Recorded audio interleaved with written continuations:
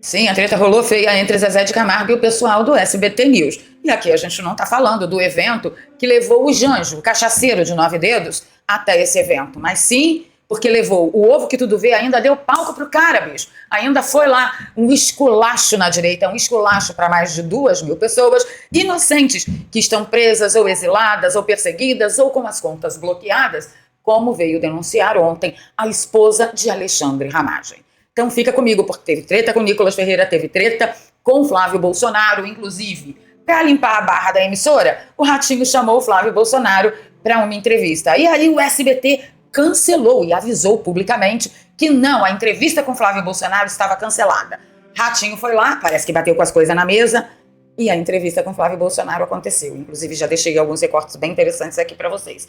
Mas vamos falar do bojo dessa confusão toda. Deixa o seu like logo agora no início do vídeo, compartilhamento nas redes sociais e nos grupos de Telegram, Zap ajuda a nossa voz a chegar mais longe. Se você é novo por aqui, se inscreva no canal e ative o sininho. Se você já é de casa, você já sabe o que fazer. Passa o olho em tudo aí, porque o preço da liberdade, meu filho, é eterna vigilância. A gente tem que comentar a respeito do estado de saúde de Jair Messias Bolsonaro. Vocês ficaram sabendo que os médicos indicaram a cirurgia das 2 hérnias inguinal.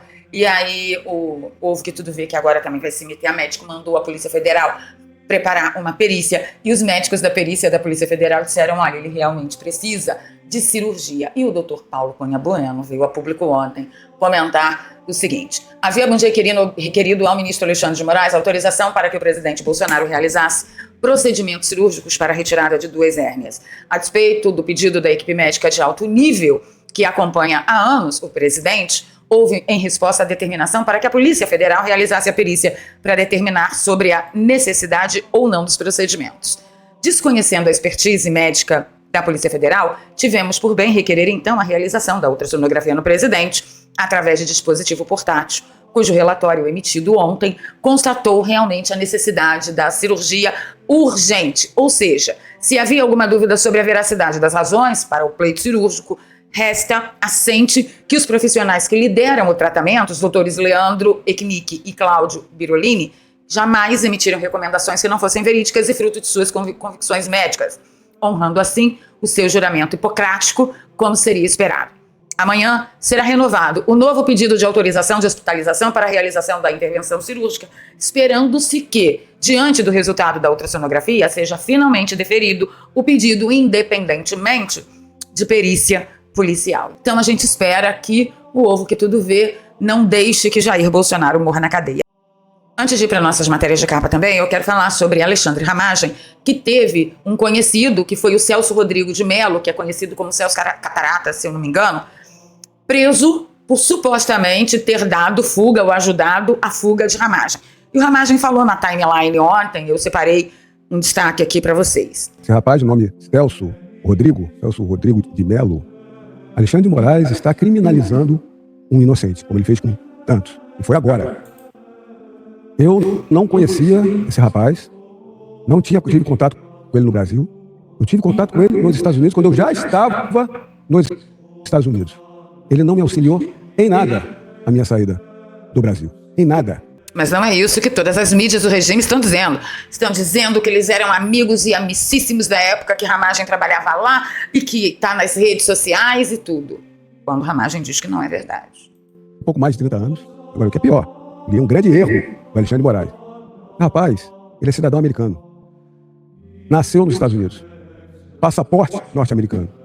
E mais ainda, residente nos Estados Unidos. Mas aí a gente se pergunta, será que Trump está se importando mesmo com os cidadãos americanos? Porque tudo bem ele não se importar com os cidadãos brasileiros, porque a política de Trump, e isso ninguém pode reclamar, porque ele não enganou ninguém, é American First. Mas aí nós temos outro cidadão americano residente nos Estados Unidos sendo preso por mera perseguição política. É o que está acontecendo com Ramagem, é o que está acontecendo com esse rapaz. Mas o dia, como ontem, resolveu ser o mais tenso de todos, nós ainda tivemos, no meio da tarde, uma denúncia da Rebeca Ramagem. É Rebeca, gente, acho que é a esposa do Ramagem, que veio a público para denunciar que todas as suas contas foram bloqueadas. Olha que absurdo. Quando eu conheci o Alexandre, eu já era delegada de polícia. Agora, eu fui surpreendida com o bloqueio de todas as minhas contas bancárias. Não há palavras para descrever tamanho absurdo. Mas um ato não só injusto, desumano, ilegal e inconstitucional. Mas segura aí que ela vai dar razões porque que ela está dizendo que é ilegal e inconstitucional de acordo com a concepção dela, tá? Que era delegada e era procuradora de Estado, olha só. O bloqueio foi, ao que tudo indica, determinado pelo ministro Alexandre de Moraes. Digo ao que tudo indica porque não há notícia de decisão formal, não há acesso a autos, não há processo instaurado contra mim, não há qualquer acusação. Existe apenas uma ordem dirigida às instituições financeiras para bloquear as minhas contas. Parece que a Magnitsky do ovo funciona melhor do que a Magnitsky do Trump, né? Que diz que é a morte financeira. O ovo que tudo vê tá distribuindo morte financeira à torta e a milhão aí, ó. Faz é tempo. Acho que o Donald Trump precisa pegar umas aulas com o ovo que tudo vê no final das contas. Poderia comentar muito mais, mas meu advogado achou por bem que eu me calasse. Quando vocês forem comentar, comentem com cuidado também. Agora a gente vai pra treta do dia, que foi essa aqui.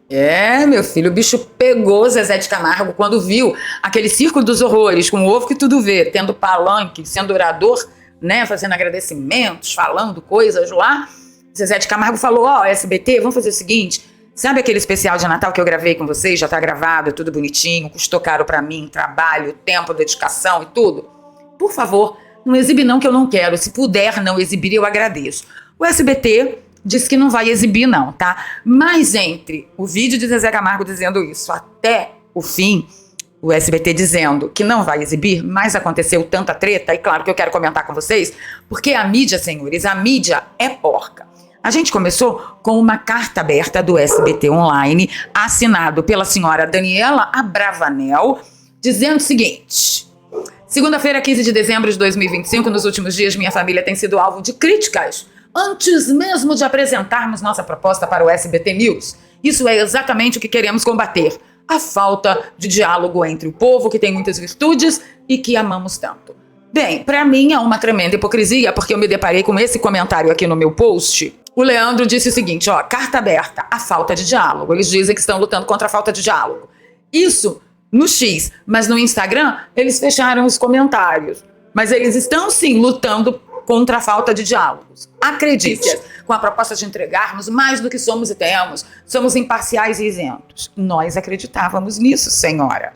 Cabe a nós mostrarmos os fatos e ao público julgá-los. O lançamento do projeto da última sexta-feira refletiu essa pluralidade? Não. Não refletiu, não. Refletiu na sua opinião obliterada, na nossa não foi não. Tá? E o resto é blá blá blá. Mas o interessante é o seguinte, eles que querem promover a luta contra a falta do diálogo fizeram isso aqui com Flávio Bolsonaro, olha só. Eu estava convidado, preparado para ir, aí recebi um contato explicando que tinha podia causar algum constrangimento isso tudo, não queriam que esse antagonismo Lula e Bolsonaro prevalecesse nas manchetes no dia seguinte, porque era algo muito bacana que eles estavam fazendo, criando um novo canal de TV aberta, de notícias, então, cara, já entendi. Entendeu, Ricardo? Não tem problema. Não era pra eu ir. Assim, eu fiquei assim, na hora eu fiquei um pouco chateado. Você ficou? Mas aí depois, quando eu vi a repercussão que tinha acontecido naquele evento, aconteceu? Me explica. Olha, virou um lugar para dar palanque para uma pessoa que está, a pretexto de defender a democracia, está acabando com a democracia. É pura defesa da democracia, Flávio Bolsonaro. Não se transforme num radical igual a seu pai. Igual a esses bolsonaristas de quinta categoria, tá? Então, meus amigos, no resumo da ópera, Flávio Bolsonaro havia sido convidado e eles, o SBT News, que disse nesta comunicação, nesta carta aberta, que tenta lutar contra a falta de diálogo, eles descondenaram o Flávio Bolsonaro. A pluralidade que tem que ter lá, a direita permitida através de Tarcísio e Ricardo Nunes, e a esquerda e a extrema esquerda e a ultra esquerda, e o dono da porra toda no Brasil. Mas eles querem lutar muito contra a falta de diálogo. Isso é tão cara de Fábio Faria, mas é tão cara, senhores. A partir do momento que as pessoas pensam diferente do que o pai pensava, de grande parte do Brasil pensa, do que eu penso, pra mim não faz sentido colocar esse especial lá, tá bom? Beijo pra todos, amo vocês. É agora, ó. Presta atenção. Tudo. Mas eu acho que vocês estão, desculpem, prostituindo. Então, todo mundo que assistiu entendeu o que ele estava falando, que eles estão prostituindo a linha editorial da emissora. Mas não, aí a Janja veio a público, disse que era um absurdo, Zezé de Camargo, machista, falar isso contra mulheres, contra as filhas de Silvio Santos, que elas estavam se prostituindo. E aí, gente, está rolando até que as filhas de Silvio Santos estão dispostas a processar o Zezé de Camargo. por causa disso. É o fim do mundo, entendeu? É uma nojeira atrás da outra. Mas o que eu quero lembrar vocês é que em 2022, Zezé de Camargo teve a sua conta bloqueada por quem? Por ninguém menos que o Ovo que Tudo Vê, que foi lá no SBT News e dizer que, olha, jornalismo se faz com imprensa livre, como vocês estão livres, e eu estou aqui para provar para o mundo que o Brasil tem imprensa livre. Mas a conta de Zezé de Camargo continua bloqueada, ele ainda não sabe por quê. Não é SBT. O que vocês fizeram foi muito grave, na minha humilde opinião. Já que o SBT deu a resposta para o Zezé de Camargo dizendo que não vai apresentar o especial de Natal É Amor, eu sugeri ao Zezé que marcasse um voz e viola, sabe? Tipo, muito à vontade, na casa dele, sentado no tapete da sala, tranquilão, um acusticão. Faz, Zezé, uma live no mesmo horário do especial de Natal do SBT para você ver a audiência que você terá, querido. Manda bala, eu sou a primeira a divulgar. E você que tá aí me assistindo, o que você acha? Deixa nos comentários pra mim, é uma boa ideia ou não é? Se você acha que é uma boa ideia, digita 1. Se você acha que não, que você tem mais o que fazer no Natal do que fortalecer aqueles que com coragem enfrentam o sistema, digita 2. E aproveita e sai do canal também, que você não faz falta nenhuma aqui. E no meio do balangandã, Flávio Bolsonaro veio a público dizendo que foi abalroado no domingo na igreja, que Deus deu a palavra de perdão e blá blá blá, e que já que ele vinha como uma pessoa disposta a pacificar o país, ele estava aceitando o convite do Ratinho para fazer a entrevista, coisa que teve muita gente que discordou e a gente vai comentar sobre isso. E acabou que eu não fui lá pro evento do SBT News. Na hora eu fiquei um pouco chateado, mas hoje eu entendi que foi Deus me protegendo para eu não ter que participar daquele vexame. Aí agora há pouco toco meu telefone. Era o Ratinho, o pai, me convidando para participar do programa dele hoje à noite, ao vivo, no SBT. Bom, eu confesso que eu fiquei num dilema, né?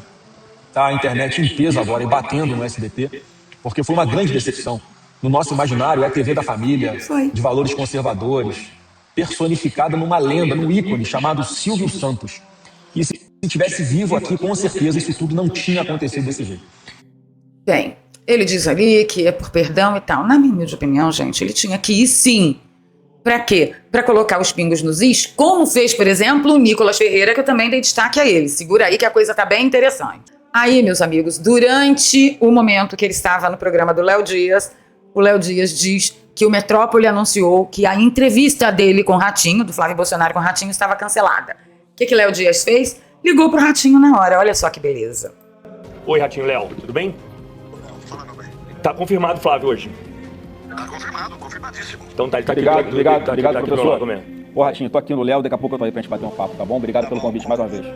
Obrigado, querido. Um abraço, fica com Deus. Valeu, Brato. Tá confirmado. E vocês não têm noção, gente. O SBT teve coragem de virar público uma nota oficial dizendo que houve um problema de comunicação. E aí o Sam Puncher colocou, o SBT voltou atrás após informar que havia cancelado a participação do senador Flávio Bolsonaro no programa do Ratinho desta segunda-feira. Inicialmente a informação foi confirmada ao Metrópolis pela própria emissora. Posteriormente, a assessoria entrou em contato dizendo que ocorreu uma confusão e que o pré-candidato à presidência vai ao programa do Ratinho sim. Obviamente que isso foi para limpar a barra da emissora. Agora, para limpar a barra da emissora, o que eles fazem? Eles convidam todos os políticos proeminentes de direita, como aconteceu com o Nicolas Ferreira, mas eu quero dar destaque à fala do Paulo Figueiredo antes de passar para o Nicolas, que foi um show à parte. Paulo Figueiredo fala o seguinte, ó, só eu que acho que gente de direita ir ao SBT limpar a barra do canal, uma tremenda sacanagem com o Zezé.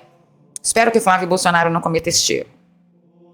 E você? Você acha que Flávio Bolsonaro deveria ter ido ou não? Eu vou apelar para o pragmatismo, tá? SBT News eu não chego nem perto. Nem perto.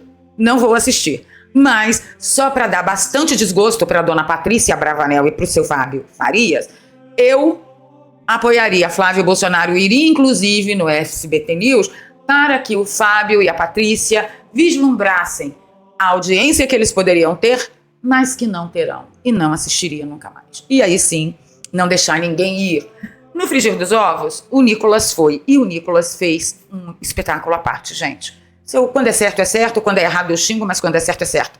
Olha o destaque que eu separei para vocês aqui do Nicolas. Agora, a presença dos políticos, de fato, não é um problema. Muito embora me gera um incômodo de ver a presença, de um presidente que não condena atos de terrorismo contra judeus estar em uma emissora fundada por um judeu, que é o Silvio Santos. A presença de um presidente que não condena atos de terrorismo contra judeus estar em uma emissora fundada por um judeu, que é o Silvio Santos. acredito que a grande questão é que há um problema que chama-se Alexandre de Moraes, porque Alexandre de Moraes não é jornalista, nem político e muito menos imparcial. E quando ele sobe, é dado o palanque para ele, para poder fazer um discurso político e se autopromover. Eu acho que isso fere diversos princípios do SBT. E eu digo isso aqui com muito respeito, porque a visão das pessoas, principalmente com relação ao protocolo de receber autoridades, ela ficou parecendo que, na verdade, não era um recebimento de autoridades, mas uma grande festa entre amigos. E aí, meu amigo, se você é amigo de perseguidor, você não pode dizer que você é amigo da população brasileira, certinho? Certinho. O Leandro Magalhães, ele deu uma resposta a esse comentário do Nicolas. E eu vou desmentir o Leandro Magalhães agora para vocês. Vamos ouvir. E eu compreendo o seu posicionamento, compreendo o posicionamento de vários telespectadores e fãs do SBT. E ele tentando dar uma visão tão compreensivíssimo. Mas eu gostaria de ressaltar um ponto aqui. Foram enviados convites para várias autoridades, né? O ministro Alexandre de Moraes, ele representou, portanto, o Supremo Tribunal Federal. O que o Supremo Tribunal Federal estaria fazendo na inauguração de um canal de notícias? Leandro, deixa de ser canalha. Vocês desconvidaram o Flávio Bolsonaro. Deixa de ser hipócrita. Ele compareceu representando o Supremo Tribunal Federal. Mas várias autoridades foram convidadas para participar do evento aqui no SBT. E um ponto que eu posso destacar para o senhor é que o SBT tem um compromisso com os fatos, tem um compromisso com a verdade, tem um compromisso em fazer o jornalismo equilibrado. Meu amigo, equilíbrio com violador de direitos humanos? Sério? Equilíbrio com perseguidor? Equilíbrio com quem persegue jornalistas e fecha veículos de mídia, veículos de jornalismo? Aí você vai querer convencer a população, senhor Leandro, que o SBT News tem compromisso com a verdade? Não. Querido, não tem não. Na minha humilde opinião e na opinião de um monte de gente, o SBT escolheu um lado, mas a gente sempre soube qual era o lado do Fábio Faria. Essa não é nenhuma novidade para que a gente possa amargar. O problema foi que foi uma porrada em cima da outra. E vou repetir para vocês, o timing. Num dia cai a Magnitsky, no dia seguinte o cara tá lá falando em rede nacional de TV no lançamento de um canal de notícias. É incrível, como se nada do Banco Master tivesse vindo à tona, como se o Talhaferro nunca tivesse falado nada, nunca tivesse provado nada, que o Ramagem não tivesse fugido para os Estados Unidos, que a esposa de Ramagem não... Olha só, desculpa, vocês vão tudo a merda. Eu mandei todo mundo a merda lá no Chile, gente. Não é sempre que eu falo palavrão, mas ultimamente, nos últimos dias, tem sido bem difícil para mim.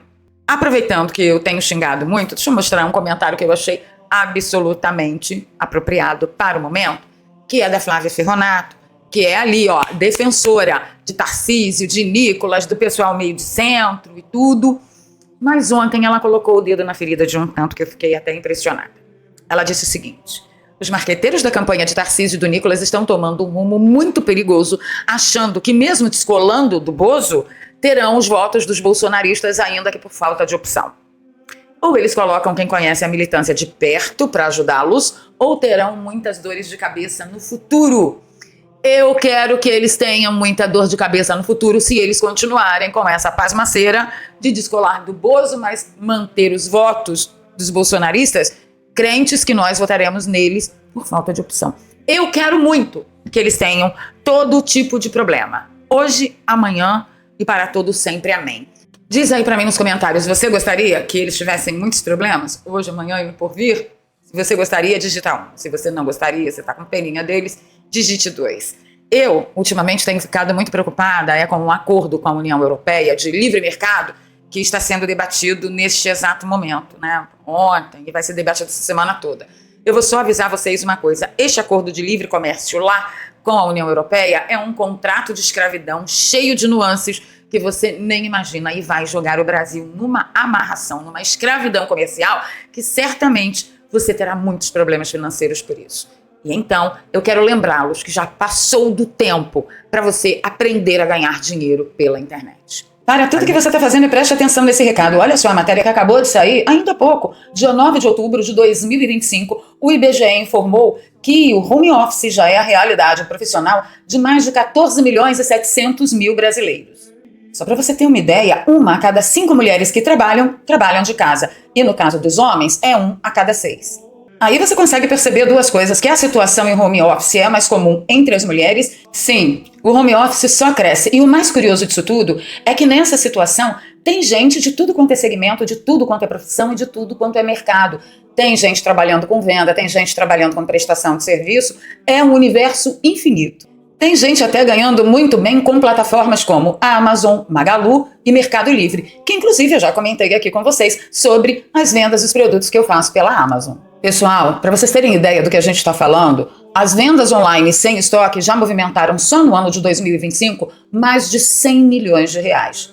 É um número muito alto. Então sim, tem muita gente trabalhando de casa, mudando de vida e exercendo isso 100% home office. E se esse é o seu sonho, se você também quer aprender como trabalhar de casa, organizar a sua vida, fazer o seu horário, ter liberdade como eu tive de mudar de São Paulo para o Rio de Janeiro mais que urgente para poder socorrer a minha família, então eu super indico para você a Escola de Negócios Digitais do nosso querido amigo Daniel Alvarenga, que também é youtuber de direita. E para acessar a Escola de Negócios Digitais do Daniel Alvarenga é só você clicar no primeiro link que está aqui no comentário fixado e na descrição de todos os nossos vídeos. Clica no link, vai lá no Zap do Daniel, diz que você quer entender melhor como que funciona tudo isso. E lá nós vamos liberar para você 3 aulas gratuitas que vai fazer com que você aprenda do que nós estamos falando. E pode ficar despreocupado, porque não é bet, não é tigrinho, não é curso para aprender a vender curso, é trabalho sério, honesto, dedicado, e eu tenho que avisar vocês.